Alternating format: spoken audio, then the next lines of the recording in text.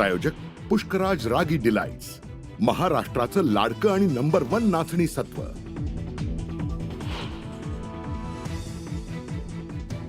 स्वारगेट अत्याचार प्रकरणातील आरोपी दत्ता गाडे अजूनही फरार। अत्याचारानंतर आरोपी शिरूरच्या गुन्हाट गावात उसाच्या शेतात लपल्याचा संशय।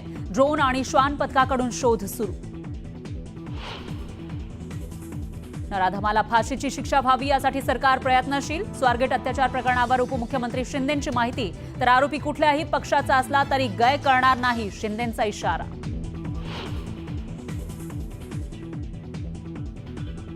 राज्य परिवहनच्या सर्व बसमध्ये सीसीटीव्ही बसवण्याचे निर्देश। तर महिलांना सुरक्षा देण्यासंदर्भात उपाययोजनांवर भर देणार असल्याची सरनाईक यांची माहिती। सर्व एसटी आगारातील भंगार वाहनं हटवण्याचाही निर्णय। पुणे बलात्कार प्रकरणातील आरोपी दत्ता गाडे शिरूरचे आमदार ज्ञानेश्वर कटकेंचा कार्यकर्ता म्हणून मिरवायचा। कटकेंसोबतचे दत्ता गाडेचे अनेक फोटो आले समोर।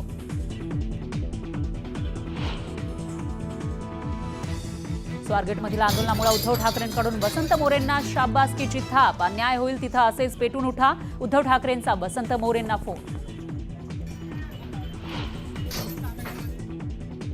पुण्यातील घटना ही दिल्लीतील निर्भयासारखी। घटनेवरून संजय राऊतांचा संताप। अत्याचार झाल्यावर ऍक्शन मोडवर येता का म्हणत गृह खात्यावरही डागली तो।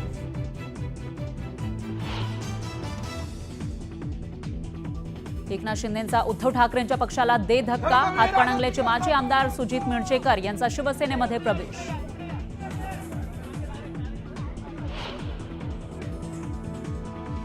इंद्रजित सावंत धमकी प्रकरणातील प्रशांत कोरटकर इंदूरला पळाला। मित्रासोबत नागपुरातून कारनं इंदूरला गेल्याची सूत्रांची माहिती।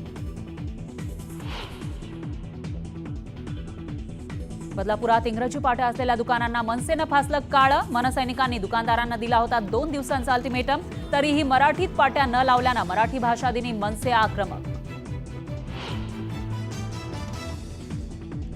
तुळजाभवानी खासगी संस्थेचा स्ट्रक्चरचा अहवाल पुरातत्व विभाग स्वीकारणार नाही।